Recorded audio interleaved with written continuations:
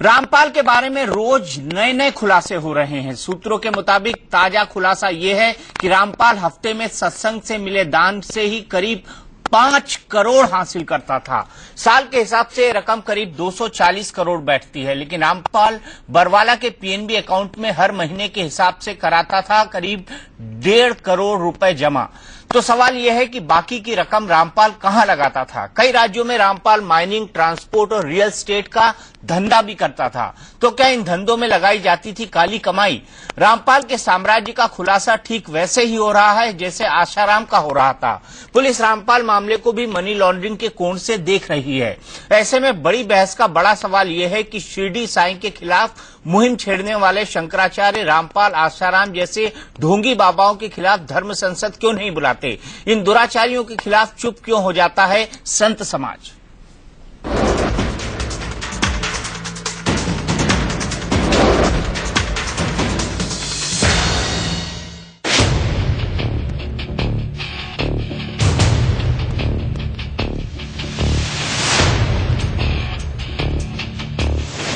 मुंह में राम बगल में छुरी, यही है हत्या के आरोपी संत रामपाल का सबसे बड़ा सच।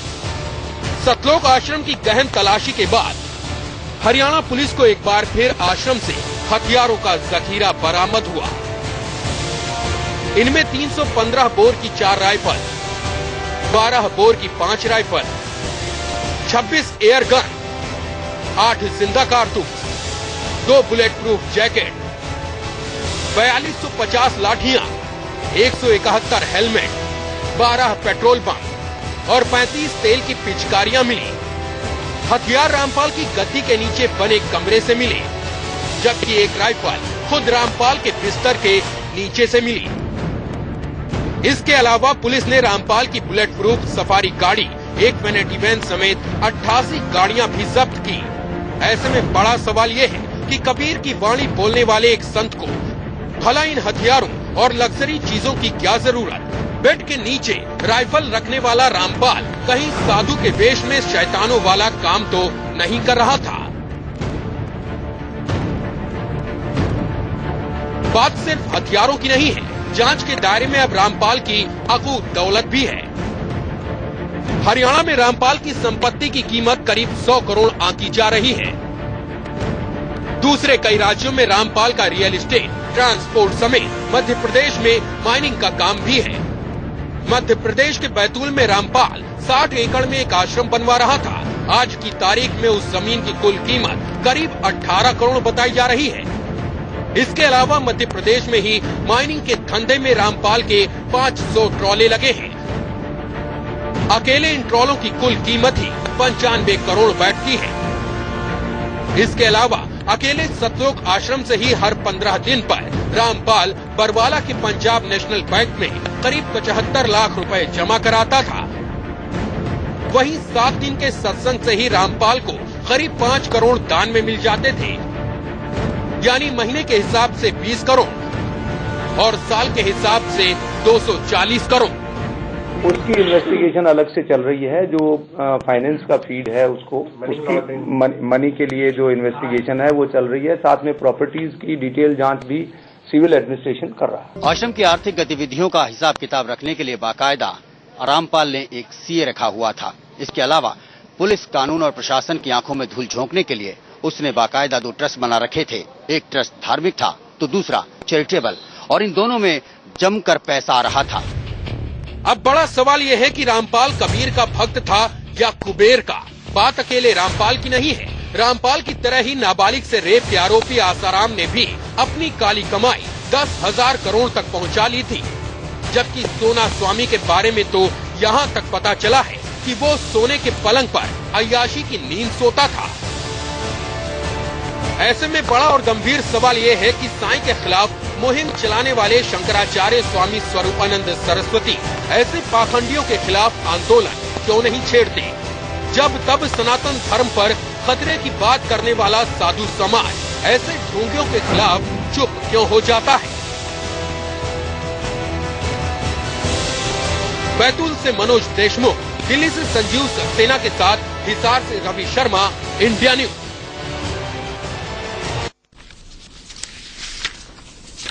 हम बड़ी बहस में आगे बढ़े उससे पहले मैं कुछ फैक्ट्स आपके सामने रखना चाहता हूं। ये तथाकथित संत, ढोंगी संत, साधु नहीं शैतान के रामपाल के बारे में है। और ये फैक्ट ये है कि रविवार को सतलोक आश्रम की तलाशी के बाद एक बार फिर पुलिस को हथियारों का जखीरा मिला। इसमें 315 बोर की 4 राइफल, 12 बोर की 5 राइफल, 26 एयरगन, 8 जिंदा कारतूस, 2 bullet proof jacket, 4250 लाठियां, 171 helmet, 12 petrol bomb, 35 तेल की पिचकारियां मिली। एक राइफल तो रामपाल के कमरे में बेड के नीचे से मिली। अब सवाल यह है कि बेड के नीचे राइफल रखने वाले को संत तो कहा नहीं जा सकता। क्या रामपाल साधु के वेश में शैतानों वाला काम करता था? इस पर हम बड़ी बहस करेंगे। और हमारे साथ जुड़ गए हैं चक्रपाणी महाराज, जो कि तमाम ऐसे संतों के समर्थक हैं जो गलत काम करते हैं। महंत नवल किशोर दास, जो कि महामंडलेश्वर हैं। स्वामी दीपांकर जी, जो कि आध्यात्मिक गुरु हैं। और साथ ही साथ हमारे साथ हैं प्रज्ञानंद जी महाराज, जो कि महामंडलेश्वर हैं। एच.एस. रावत जी, जो कि शंकराचार्य जी के प्रवक्ता हैं। कविता श्रीवास्तव, जो कि सोशलॉजिस्ट हैं और सोशल एक्टिविस्ट हैं। ये हमारे साथ बहस में जुड़ेंगे। लेकिन रावत साहब, मैं पूछना चाहता हूं सबसे पहले आपसे, शंकराचार्य खामोश क्यों हैं? जी दीपक जी, शंकराचार्य जी खामोश बिल्कुल नहीं है। खामोशी का एक कारण है दीपक जी कि उन्होंने साईं मुद्दे के ऊपर जब यह अभियान चालू किया था तो आधा संत समाज हम लोगों के खिलाफ हो गया था, जिसमें प्रमोद कृष्णम जी, स्वयं चक्रपाणी जी महाराज, प्रज्ञानंद जी महाराज और हटयोगी बाबा। ये कौन सी दलील है? पच नहीं रही है रावत जी, ये दलील पच नहीं रही है। साईं के खिलाफ तो आप खड़े होते हैं, पचेगी मेरी बात सुनिए, मैं पचाता हूँ थोड़ी देर में। जिसका कोई औचित्य नहीं है, सनातन धर्म बचाने की बात करते हैं, लेकिन जो लोग सनातन धर्म को नुकसान पहुंचा रहे हैं, जो लोग सनातन धर्म को डुबा रहे हैं, उनके खिलाफ आप बोलना पसंद नहीं कर रहे हैं, क्यों? ये सीधा सवाल है। दीपक जी, मैं उनका शंकराचार्य जी का प्रवक्ता हूं। मैं लगातार रामपाल जी के खिलाफ बोल रहा हूं और मैं लगातार आसाराम जी के खिलाफ बोलता रहा हूं और अभी भी बोल रहा हूं। लेकिन दुख इस बात का है कि बहुत सारे जो संत हैं वो खिलाफ शंकराचार्य बोले थे, समाज ना बटे। शंकराचार्य रामपाल के खिलाफ क्यों नहीं बोल रहे हैं? मैं सीधा जवाब चाहता हूं। शंकराचार्य का काम धर्म की रक्षा करना है, सनातन धर्म की रक्षा करना है। अगर सनातन धर्म में ऐसे ढोंगी बाबा पाए जाएंगे जो कबीर के नहीं कुबेर के भक्त होंगे, तो ऐसे मामलों में शंकराचार्य खुलकर सामने क्यों नहीं आते? मेरा सीधा सवाल है। आप घुमा के जवाब मत दीजिए। अब आप प्रमोद कृष्णम की आड़ मत लीजिए, जिनको आप संत मानने से इनकार करते हैं। दीपक जी, सोशल मीडिया पर हमारे गुरुदेव शंकराचार्य जी का बयान आ चुका है कि हम ऐसे पाखंडियों का विरोध करते हैं। उन्होंने सोशल मीडिया पर बयान दे दिया है और अगली जब भी कोई प्रेस कॉन्फ्रेंस होगी तो उसमें जरूर वो बयान देंगे। लेकिन हम ये नहीं चाहते कि हिंदू सनातन धर्म बटे, इसलिए उसको रोकने के लिए उन्होंने भी सार्वजनिक बयान नहीं दिया, क्योंकि बहुत सारे संत हम लोगों के खिलाफ हो जाते हैं और समाज ना बट जाए। वो मुद्दा साईं वर्सेस सनातन का था, सनातन पे हमला हो रहा था और संत रामपाल ने सनातन पर हमला किया, इसलिए हम लोगों ने उनका विरोध किया। नहीं, आप बड़ा अजीब तर्क दे रहे हैं। साईं के नाम पर आप साधु समाज को बांट सकते हैं, लेकिन एक ढोंगी बाबा का विरोध नहीं कर सकते। ये कौन सा तर्क है? ये कौन सी दलील है रावत साहब? एक ढोंगी बाबा जिसकी करोड़ों की अकूत संपत्ति है, जो कबीर का नहीं कुबेर का भक्त है, उसके खिलाफ शंकराचार्य खड़े नहीं होंगे, तो शंकराचार्य क्यों है?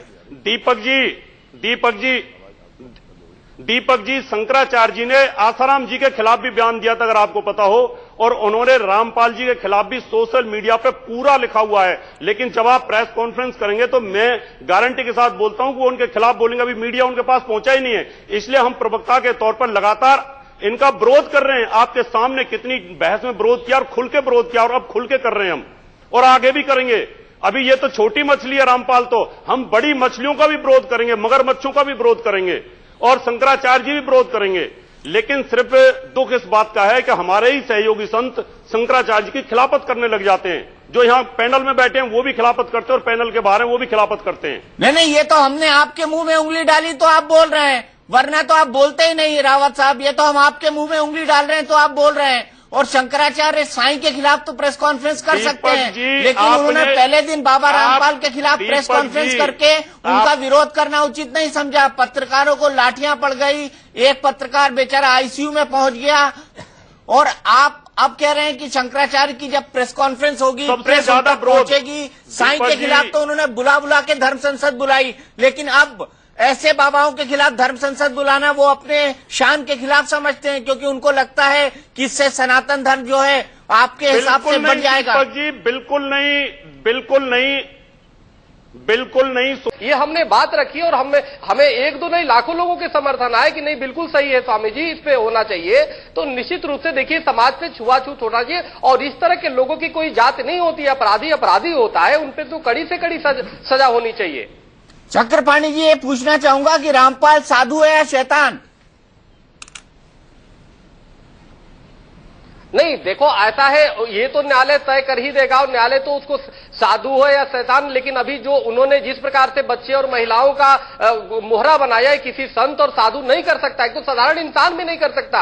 हमें लगता है कि आप कोई साधारण व्यक्ति से कोई इतने लोग प्रेम करते हो और विश्वास करते हो, वो भी इस तरह के कार्य नहीं करता है कि पुलिस, पत्रकार और मासूम बच्चे और महिलाओं को मोहरा बना दे अपने को बचाने में। वो तो बल्कि अब अपने को कुर्बान करके लोगों को बचाएगा। तो निश्चित रूप से ये तो जितनी निंदा की जाए कम है और इसे कड़ी से कड़ी सजा होना चाहिए और निश्चित रूप से कानून इस पे कार्रवाई करेगा।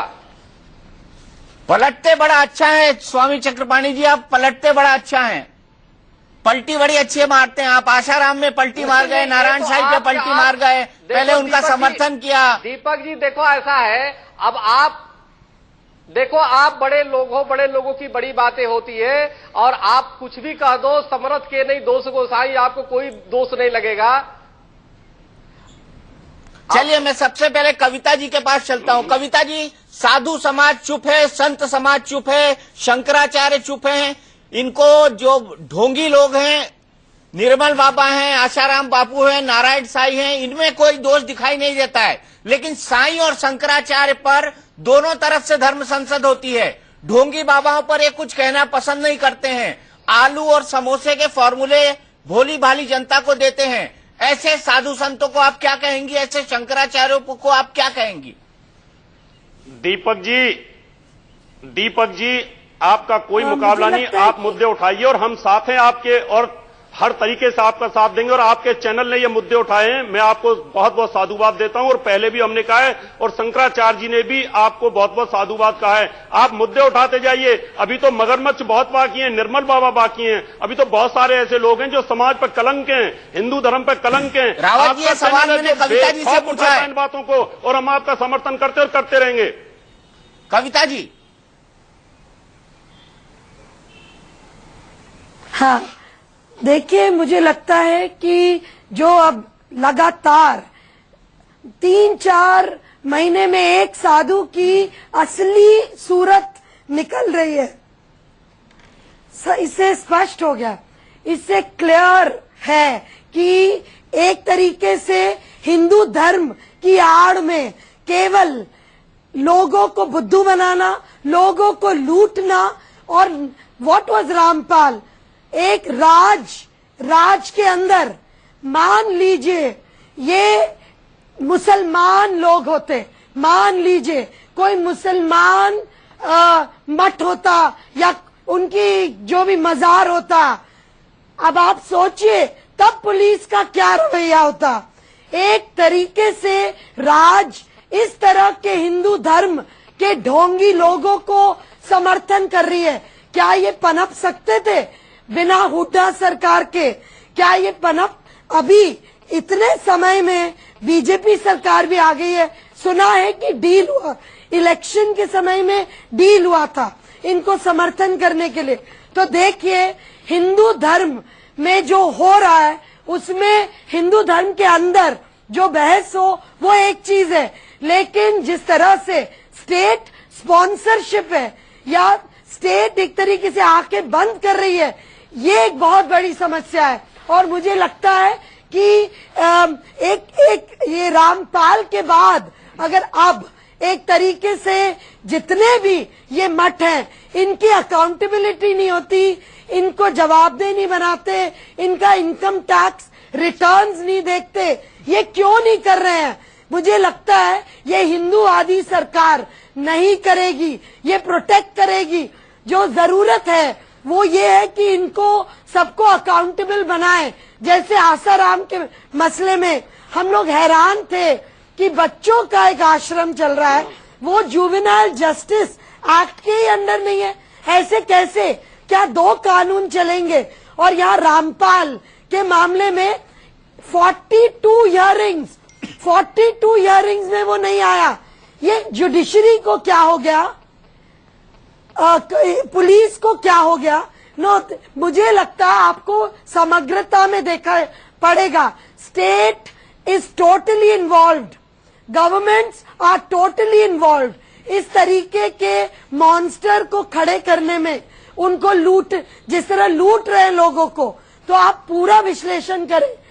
केवल एक शंकराचार्य क्या बोलते, वो लोग तो पहले एक्सपोज्ड हैं, वो लोग तो हिंदू धर्म की आड़ में कुछ भी करने को तैयार है, लोगों को कुछ भी। लेकिन इस स्टेट को क्या हो गया? स्टेट एक तरीके से नहीं, आप गलत बोल रही हैं। शंकराचार्य जी एक पवित्र गद्दी है, उन्होंने हिंदू धर्म की आड़ में कुछ भी नहीं बोलिया। आप ऐसे मत बोलिए, आप कविता जी ऐसे मत बोलिए। शंकराचार्य एक पवित्र गद्दी होती है हिंदू धर्म की, वो हिंदू सनातन के बचाने के लिए काम करती है। इसलिए आप थोड़ा समझ करके बोले, घबराइए मत। छोड़िए, जा रही है, ये दोहरापन है। हम लोग उनके खिलाफ हैं। नहीं, आप शंकराचार्य जी पे उंगली नहीं उठा सकती किसी भी शंकराचार्य पर। ये लॉ एंड ऑर्डर की बात हो सकती है, लॉ एंड ऑर्डर खराब हो रहा है, वो मैं मान सकता हूँ। ये मान सकता हूँ कि पार्टियां सहारा ले रही हैं, ये मान सकता हूँ। एक मिनट, शंकराचार्य की कोई ट्रांसपेरेंसी नहीं, लेकिन वो साफ निकल गए। क्या मर्डर केस झूठा था, क्या मर्डर केस झूठा था की क्या पारदर्शिता है? वो एक पब्लिक ऑफिस। आपको जिस बारे में पता नहीं है कविता जी, उस विषय को ना उठाएं। आप रामपाल पर बोले तो ज्यादा अच्छा है। शंकराचार्य जी के बारे में तो आपको ये नहीं पता शंकराचार्य पद क्या होता है, आपको पता ही कुछ नहीं। आप सामाजिक कार्यकर्ता हैं, आपको शंकराचार्य पद के बारे में गर्मा का ही नहीं पता। मैं जानती हूँ, इसलिए आप उसी विषय पर बोले जिस विषय पर आपको टॉपिक दिया गया है। जगत गुरु मैं आपकी बात से सहमत हूँ कि पार्टियां इनका समर्थन देती हैं। बहुत सारे धार्मिक चैनल ऐसे हो गए जप्पे वाले बाबा को टीवी पे बैठाते हैं, वो चीटिंग कर रहे हैं। समर्थन किया था, प्लीज एक मिनट। जगत गुरु शंकराचार्य ने सती का समर्थन किया था। हम जानते हैं ये शंकराचार्य क्या है, प्लीज हम जानते हैं। इन सब के पास उस समय के हालात थे, उस समय के हालातों के हिसाब से हर चीज चलती है। जैसे जैसे समय का परिवर्तन होता है वैसे वैसे चेंजेज आते हैं। आप कहां 2500 वर्ष पहली बातें लेके बैठ गई हैं। अभी मैं कहना चाहता हूं कि हम खिलाफ हैं, धर्म गद्दी खिलाफ है, शंकराचार्य जी खिलाफ हैं। ऐसे लोगों के जो तथाकथित सनातन के धर्म के नाम पर या मुस्लिम समाज के नाम पर या ईसाई समाज के नाम पर लोगों को ठग रहे हैं। अभी पॉल निराकरण भी इसी प्रकार से ठग रहे हैं, निर्मल बाबा ठग रहे हैं, ब्रह्म ऋषि कुमार स्वामी लोगों को ठग रहे हैं, बहुत सारे लोग ऐसे हैं, लाल किताब वाला लोगों को ठग रहा है। उनके ऊपर एक्शन होना चाहिए।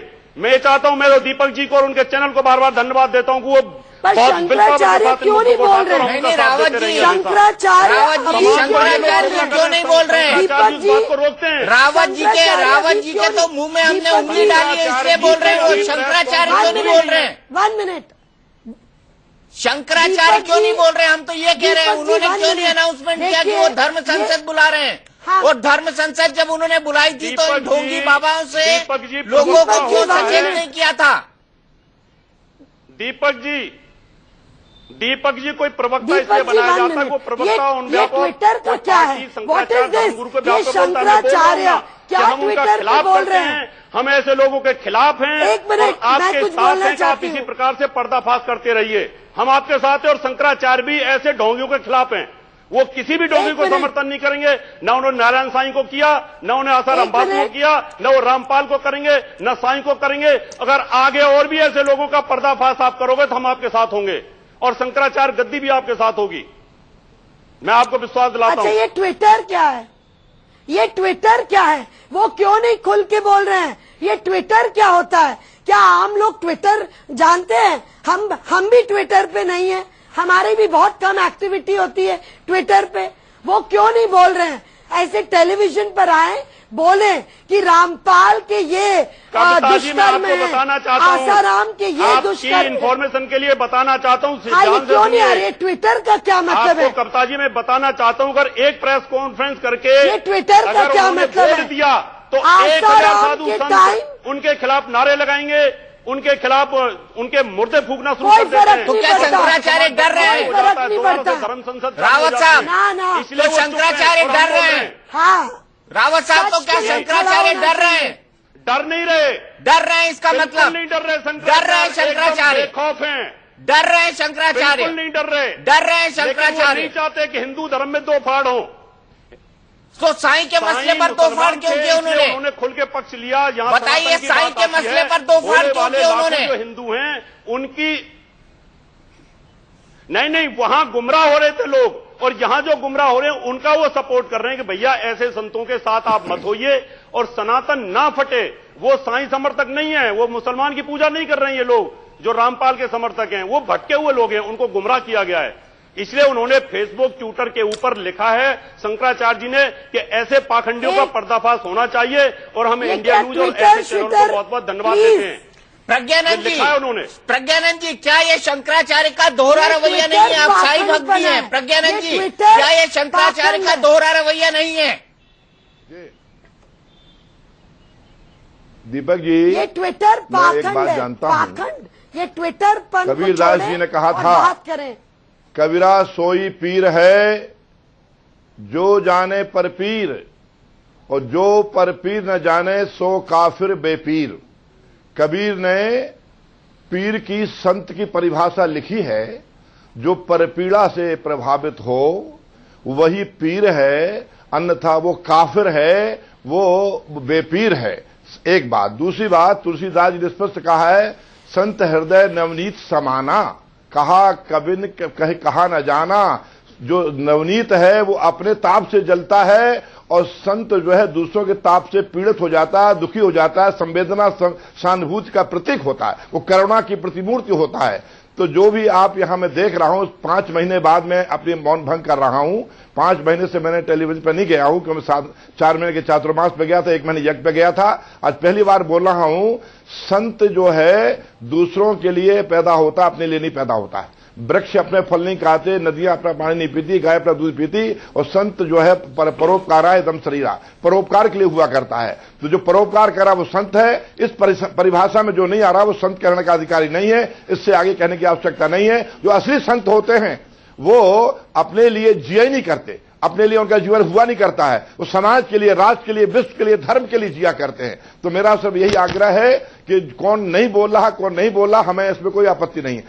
हमें इतना जानना है कि जो दुनिया आज इतनी बेवकूफ नहीं है, उसकी दृष्टि इतनी आजकल सूक्ष्म हो गई है कि जब तक दुनिया में मूर्ख रहेंगे, एक बात समझ लीजिए, तब तक धूर्त रहेंगे। इसलिए दुनिया में धूर्तों को भगाने की आवश्यकता नहीं है, मूर्खता को समाप्त करने की आवश्यकता है। मूर्खता समाप्त हो जाएगी, धूर्त अपने आप समाप्त हो जाएंगे। लोगों के अज्ञान का, अभाव का फायदा उठाने के लिए लोग जो आज पैदा हुए हैं वो धूर्त है। इस धूर्तता से हमें ज्यादा आपत्ति नहीं है, हमें आपत्ति अज्ञानता से, मूर्खता से है। तो मूर्खता जब समाप्त हो जाएगी संसार से, तो धूर्तों का अपने आप दुकान बंद हो जाएगी। तो अब इस कसौटी में, और संत जो है, संत लभार चोर मुनि ज्ञानी, सुन लीजिए, ये बहुत तुलसीदास जी की ये एसेंस है, चारों वेद हटा सब शास्त्रों का। संत लभार चोर मुनि ज्ञानी, जस आपन तस दूसर जानी। आप प्रज्ञानंद जी बड़ी अच्छी बातें बोल रहे हैं, लेकिन ये अच्छी बातें संत समाज उन लोगों को क्यों नहीं समझाता जो भोले भाले हैं? रामपाल के, आप बड़ी अच्छी बातें बोल रहे हैं, पर महामंडलेश्वर होके आप लोगों को ये क्यों नहीं समझाते कि इन धूर्त संतों से बचें? संत समाज का दायित्व क्या है? लोगों का मार्गदर्शन करना, लोगों को सिखाना। आप भी चुप हैं। दक्षिणा में आज तक इससे पैसा नहीं लिया, आप भी चुप हैं, शंकराचार्य भी चुप हैं। संत समाज कहाँ ले जाएगा? मैं गया हूँ, 80,000 लोगों को हमने शराब मान सिगरेट छुड़वा करके टीटोटलर बना दिया है। हमारी दक्षिणा यही हुआ करती है। नहीं, मैंने आपकी बात मानी, मैंने आपकी बात मानी, लेकिन इन धूर्तों से संत समाज का ही काम है कि इन धूर्तों से लोगों को बचाए।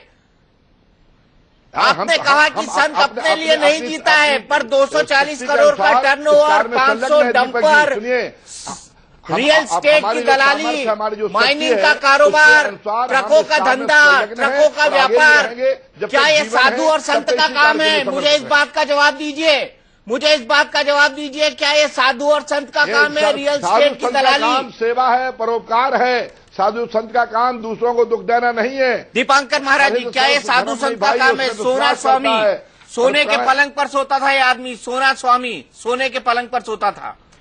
दीपक भाई, पिछले आधे घंटे से हमने ये चर्चा सुनी। अब ये हमें इसके बारे में जानकारी नहीं है, तो हम जानते हैं संत का जो कार्य है, हम इस नतीजे पर पहुंचे हैं, परोपकार है, कि कुछ पर दुख कार्ता है। आदरणीय सुन लीजिए, प्रज्ञानंद जी एक मिनट, आदरणीय वो आत्मसमीक्षा, प्रज्ञानंद जी एक मिनट, आदरणीय सुन लीजिए, दूसरों की समीक्षा में नहीं। सुन लीजिए कि हम समूची अब तक की जितनी भी डिस्कशन सुने हैं, हम उस नतीजे पर पहुंचे हैं।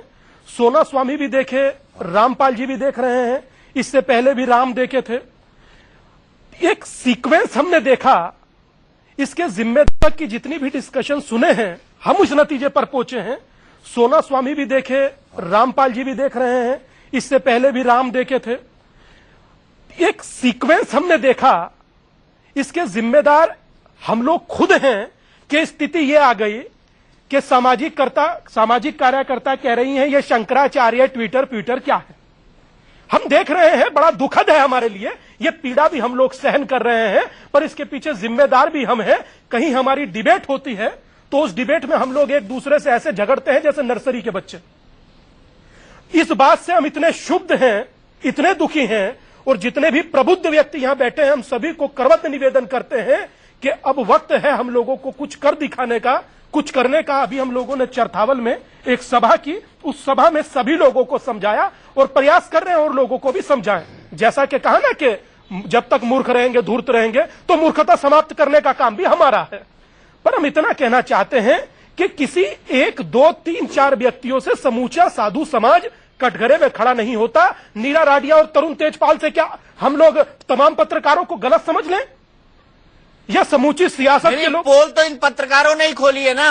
और भाई साहब, पोल तो इन पत्रकारों ने ही खोली है। मेरे प्रिय बंधु, पोल तो पत्रकारों की भी खुली है ना। तो क्या पत्रकारों को गलत मान ले? इसका मतलब ये थोड़ी ना है समूची सियासत को गलत मान ले। नहीं, पुलिस डिपार्टमेंट को गलत मान ले। नहीं, आप में और नेताओं में क्या अंतर है? नेता एक दूसरे के खिलाफ नहीं बोलते, संत एक दूसरे के खिलाफ नहीं बोलते। आप खामोश रहते। कैसे नहीं बोलते? डोंडिया खेड़ा पे हम लोग बोले, शाही शंकराचार्य के अंतिम समय पर हम लोग बोले। अंतिम समय पर बोले ना आप लोग। शुरुआत जब करी तब आप लोग कहाँ थे? तब आशाराम के वक्त आप लोग कहाँ थे? नारायण साई के वक्त आप लोग कहाँ थे? दीपक भाई, आपके बाजू में रामपाल के वक्त आप लोग कहाँ थे? आपके बाजू में आपने कोई धर्म सभा बुलाने की कोशिश की? क्या आपने शंकराचार्य को चिट्ठी लिखी और कहा कि इस मसले पर एकजुट हो जाए? क्या आपने अखाड़ा परिषद की कोई बैठक बुलाने की कोशिश की? अखाड़ा परिषद की बैठक?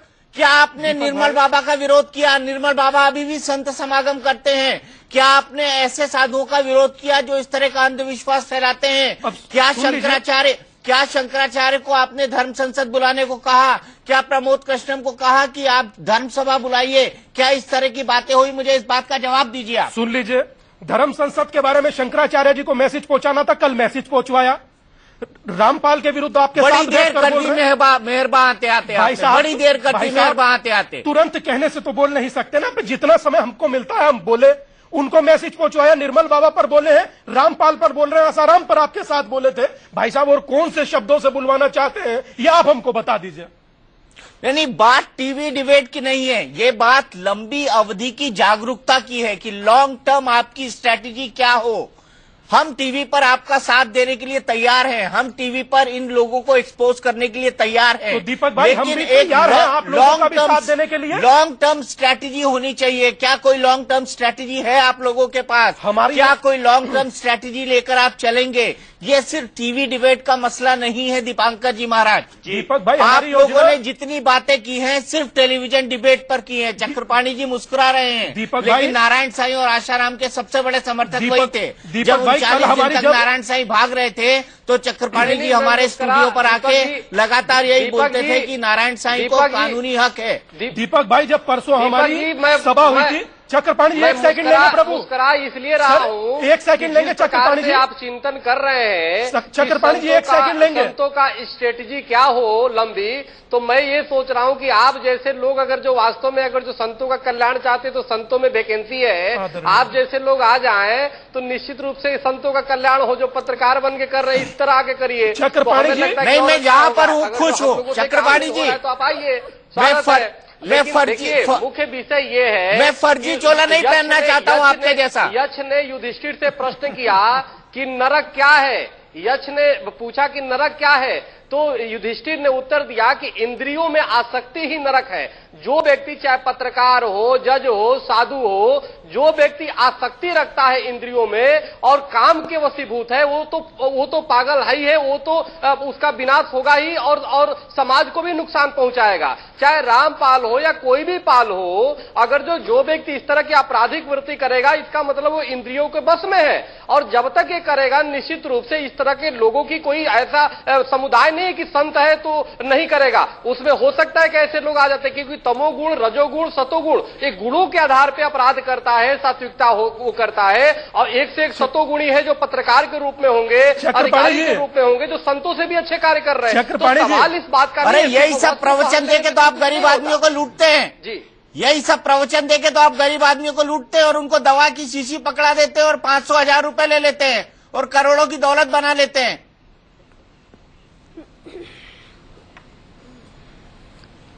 नहीं, देखिए ऐसा है, जो लूटता है, वही तो मैं बात कर रहा हूं कि जो इंद्रियों की आसक्ति में है वो इस तरह के गलत कार्य करेगा और खुद भी फंसेगा, दूसरों को भी फंसाएगा। लेकिन याद रखिए कि यक्ष ने यह भी कहा था कि अगर जो कोई भी व्यक्ति, जीवन का सबसे बड़ा दुख क्या है और कौन सी चीज ऐसी है जो जीवन प्रयत्न सताता है, तो ये है कि जो गुप्त रूप से पाप किया गया है वो जीवन प्रयत्न सताता है। और दीपक जी, हमारे यहाँ सनातन धर्म में प्रायश्चित का विधान है। अगर जो ऐसा नहीं कि पुलिस कोई चीज पकड़ ले तो ही हम जाकर के जेल जाए, अगर जो हमसे कुछ गलती हो गई तो हमारा दायित्व बनता है कि हम प्रायश्चित करें। अगर मुझे लगता है कि मानवता के हित में हमने नहीं काम किया और हमने कुछ गलत काम किया है तो प्रायश्चित का विधान है। और इस सनातन धर्म में है और हर अन्य धर्मों में भी है, तो प्रायश्चित का विधान इसीलिए बताया गया है। तो देखो, काफी जो संत है वो अच्छे कार्य भी कर रहे हैं। आवश्यकता इस बात का है दीपक जी, 5 चेंगड़ों को पकड़ करके जो आप पूरे संतों को परिभाषित कर देते हैं, ये अच्छी बात नहीं है। 5 लाख ऐसे संत हैं जो अच्छे कार्य कर रहे हैं, जहां पे जिन क्षेत्रों अरे रोज एक नया एक्सपोज हो रहा है चक्रपाणी महाराज जी, वहां पे रोज एक नया एक्सपोज हो रहा है। सेवा का कार्य कर रहे हैं, अरबों खरबों की संपत्ति है, संत सेवा कर रहे हैं समाज का। दीपा जी,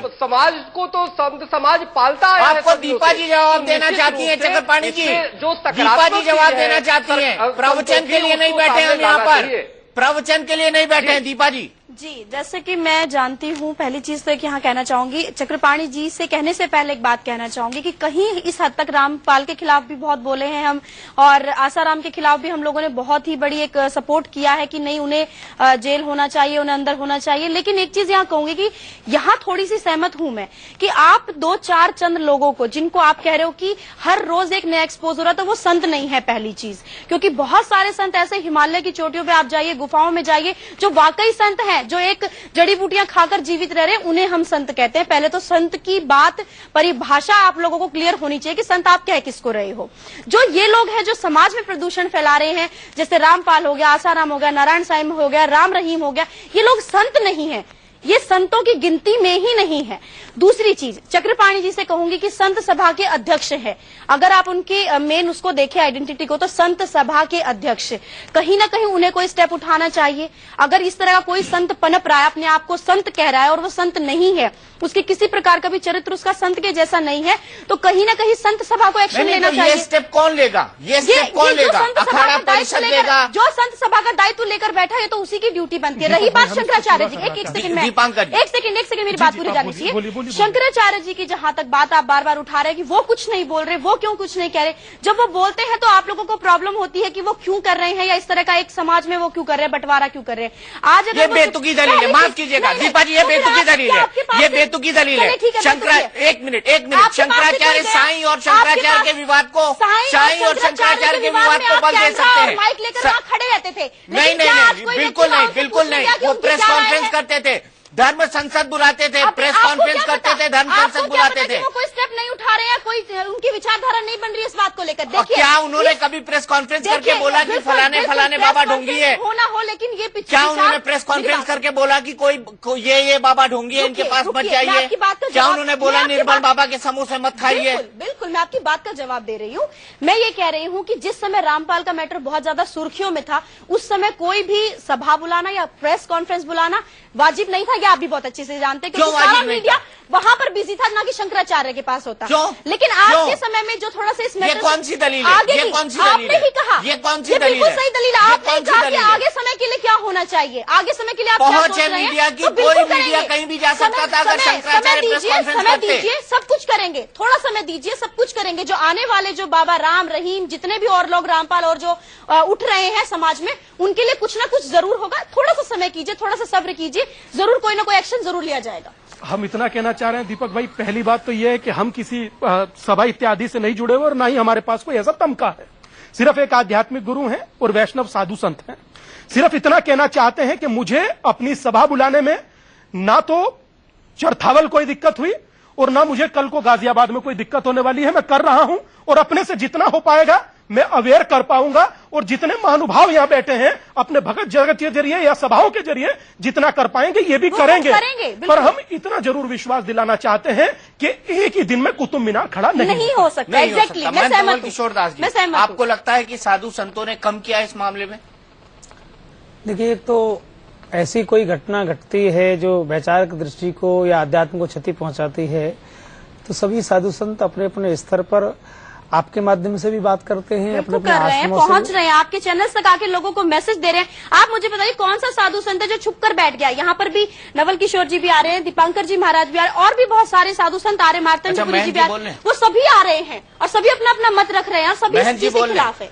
मौका नहीं मिला उनको बिल्कुल। तो मेरा तो यही निवेदन था कि वास्तव में ऐसे जब कोई घटनाएं घटती हैं और श्रद्धा का दोहन होता है तो हम स्वीकार करें न करें, पर पूरे धार्मिक जगत को क्षति होती है और सबकी गर्दन झुकती है। कितने लोग जानते हैं कि भी रामपाल किस परंपरा से था नहीं था, आप लोगों के माध्यम से लोग जान जाते हैं, ठीक है, परंतु मैं इतना जरूर निवेदन कबीर का नहीं, कुबेर का भक्त था। हाँ, नहीं, वो किसी कोई मतलब नहीं, मतलब इतने करोड़ों रुपए का हो क्या रहा है, मतलब आस्था के नाम पर इतना दोहन हो रहा है। तो मैं तो सभी संतों से, वैसे संत बोलते हैं जो आप लोगों के माध्यम से बोलते हैं वैसे भी बोलते हैं, और दीपक जी मैं बड़ा स्पष्ट करना चाहता हूँ, वास्तव में जो साधु संत होते हैं वो वास्तव में अंतर्मुखी होते हैं। उनको लगता है कि हम साधना करने के लिए इस वेश को रखे थे। हाँ, ऐसी घटना घटती है तो वास्तव में गर्दन झुकती है, हम इसे स्वीकार कर रहे हैं खुलेआम, क्योंकि कितने लोग बता रहे जो वहां गए तो वास्तव में श्रद्धालु थे, उन्हें कपट छल से कोई मतलब नहीं था। किसी को पानी पड़ के दिया जा रहा है, किसी को हो क्या रहा है देश में, इस तरह श्रद्धा का दोहन होगा तो बहुत क्षति पहुंचेगी। अभी बात कही गई थी बड़ा स्पष्ट रूप से कि संत सरल जगत है सबहि राममय जान। संत तो वास्तव में एक संतत्व प्रदान करता है। ये संत नाम पर आप एलिगेशन मत लगाइए कि संत सभी संत एक से नहीं है ना। कहाँ कहा दे, आपकी बात नहीं कर रही, मैं दीपक जी की बात कह रही हूँ। मेरा तो वो संत है ही नहीं, जो जिसका जिक्र हम यहाँ कर रहे हैं वो संत है ही नहीं। चलिए, आप संतों की कैटेगरी में उसको मत लीजिए। दीपक जी मैं इतना निवेदन, संतों का अपमान है, उन संतों का अपमान है जो संत वाकई साधना में बैठे हैं, जो संत वाकई तपस्या में बैठे हैं, जो हमारी हिंदू संस्कृति को रिप्रेजेंट करते हैं, वाकई जो संत है उनके लिए दुख होता है सुनकर जब रामपाल जैसे आदमियों को संत कहा जाता है। देखिए, या संतों की गिनती में भी लिया जाता है। परसों तक आप ही उन्हें संत कह रही थी। मैंने नहीं कहा, आप वापस फुटेज चलाइए, आप वापस फुटेज चलाइए। अनुराग जी यहाँ पर थे, रामपाल कह रही थी, अनुराग रावण भी देश बदल के गया था, सीताजी समाज को बड़ा सावधान रहना पड़ेगा। नाम ही नहीं लगाया मैंने, फुटेज क्या चला और उनके आश्रम से क्या मिलता है, सावधान रहना पड़ेगा। कभी नहीं बोला मैंने। आप अनुराग जी से पूछे, वो थे उस दिन, मैंने उनको भी कहा कि आप संत मत कहिए बार बार। और कल काल में और बढ़ेंगे ऐसे लोग, और बढ़ेंगे, हाँ, ऐसे लोग बढ़ेंगे निश्चित रूप से। अगर दीपा शर्मा जैसे लोग प्रोत्साहन देंगे तो जरूर बढ़ेंगे, ऐसे लोग बढ़ेंगे। समाज को सावधान रहना चाहिए। देखो, एक तो दीपक जी में निवेदन करा, लोग भगवान को मान रहे हैं, लेकिन भगवान को मान। अभी ब्रेक टाइम है, ब्रेक के बाद वापस आएंगे। और ये तस्वीरें देखिए, आज की तस्वीरें हैं, और लॉकअप के अंदर भी रामपाल के चेहरे पर कोई शिकन नहीं है, कोई पश्चाताप का भाव नहीं है। ये लूट कर गया है सनातन धर्म को, ये लूट कर गया है दलितों और गरीबों को एजेंटों के माध्यम से, और संपत्ति बनाई है इसने 240 करोड़ रुपए की। सूत्र बताते हैं कि रामपाल हर 7 दिन में करीब 5 करोड़ सत्संग के दान के तौर पर कमाता था, 5 करोड़ रुपए, वो भी अकेले बरवारा आश्रम से। महीने के हिसाब से देखें तो औसतन 20 करोड़, साल के हिसाब से देखें तो 240 करोड़, 240 बहुत आवश्यकता है सावधान रहने की। 240 करोड़ की, फिर भी शंकराचार्य चुप है। 240 करोड़ का टर्नओवर, 500 ट्रॉले, माइनिंग का धंधा, रियल स्टेट का धंधा, फिर भी शंकराचार्य चुप है। मैं आऊंगा रावत साहब। बनाया हुआ नहीं है ये आदमी, शंकराचार्य जी का बनाया हुआ नहीं है। या आप जिस तरह कह रहे हैं कि फिर भी शंकराचार्य चुप है। मैं आऊंगा ब्रेक के बाद। तो रावत साहब, मैं आपके सामने 2 केस लाना चाहता हूं। पहला केस है 1.5 साल के बच्चे का, उसको पी लिया था, रामपाल इलाज कर रहे थे, डॉक्टर बन गए थे, कबीरपंथी से डॉक्टर। एक 20 साल की महिला थी, उसका हार्ट में ब्लॉकेज था, उसको ट्रीट कर रहे थे रामपाल जी। आपको नहीं लगता कि ऐसे लोगों के बारे में जागरूकता लानी चाहिए कि ऐसे ढोंगी और पाखंडी बाबा इलाज नहीं कर सकते और शंकराचार्य को इस मामले में कोई कदम उठाना चाहिए था? दीपक जी, अभी अभी मेरी बात हुई है शंकराचार्य जी से। उन्होंने कहा है कि मैं पहले खंडन कर चुका था और मैं दोबारा खंडन कर देता हूं अभी इंडिया न्यूज के माध्यम से, दीपक जी के माध्यम से, हम ऐसे लोगों का विरोध करते हैं। दूसरी चीज, सबसे बड़ी प्रॉब्लम यह है कि मीडिया ने, प्रेस काउंसिल ने ऐसे पाखंडी लोगों को बैन कर रखा है, लेकिन ये लोग पैसे के बल पर फिर भी टीवी चैनल्स में, धार्मिक चैनल पर, कुछ न्यूज चैनल पर चलते हैं, जिसके कारण लोग गुमराह होते हैं। इस मुद्दे को भी अगर थोड़ा सा आप उठाते हैं तो हम भी आपके साथ होंगे। जबकि निर्मल बाबा को बैन किया था, दोबारा चालू हो गए और बहुत सारे छोटे छोटे धार्मिक चैनल इतने हो गए, उन पर ऐसे पाखंडी लोग अपना सिक्का जमा लेते हैं। और शंकराचार्य जी पूर्ण रूप से विरोध कर रहे हैं और अभी भी उन्होंने टेलीफोन के ऊपर पूर्ण रूप से विरोध किया है और आगे भी ऐसे लोगों का विरोध करते रहेंगे।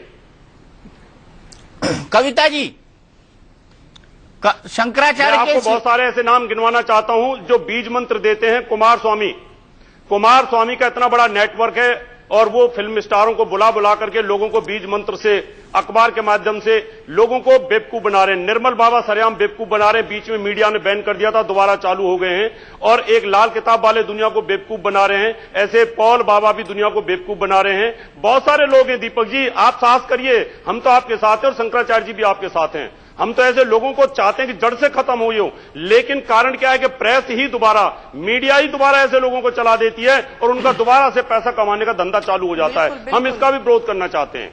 चलिए, अगर हम इस पर डिबेट करेंगे तो शंकराचार्य जी बैठेंगे हमारे साथ में? बिल्कुल बैठेंगे। ये आप उनसे बात करिएगा, ये उनका मैटर है। लेकिन अभी अभी मैंने उनसे बात की है कि दीपक जी ऐसे ऐसे पूछ रहे हैं कि गुरुदेव, उन्होंने कहा मैं तो पहले ही बोल चुका हूं इंडिया न्यूज पर कि मैं ऐसे संतों के खिलाफ हूं, ट्विटर पर, फेसबुक पे बोल चुका हूं और मैं दीपक जी को आपके माध्यम से बोल दीजिए कि मैं टोटली इनके विरोध में हूं। जब प्रेस कॉन्फ्रेंस करूंगा तो मैं दीपक जी का साथ दूंगा, उन्होंने बोल दिया अभी अभी। चलिए, बहुत अच्छी बात है रावत साहब, अगर शंकराचार्य जी ऐसी बात करते हैं, हम साधुवाद देते हैं। पर मैं अब भी ये चाहूंगा कि ये विरोध बड़े स्तर पर हो, सिर्फ बयान तक सीमित नहीं रहे। धर्म संसद बुलाएं और नाम लेकर ऐसे तमाम लोगों का एक सूची बनाए कि ऐसे ऐसे लोगों से सनातन धर्म को सावधान रहने की जरूरत है, क्योंकि ये लोग सिर्फ और सिर्फ लोगों को धोखा दे रहे हैं और संत समाज को पूरी एक मुहिम चलानी चाहिए ऐसे लोगों के लिए जो समाज को गुमराह कर रहे हैं। टुनाइट विद दीपक चौरसिया में आज इतना ही। इंडिया न्यूज पर खबरों का सिलसिला लगातार जारी है।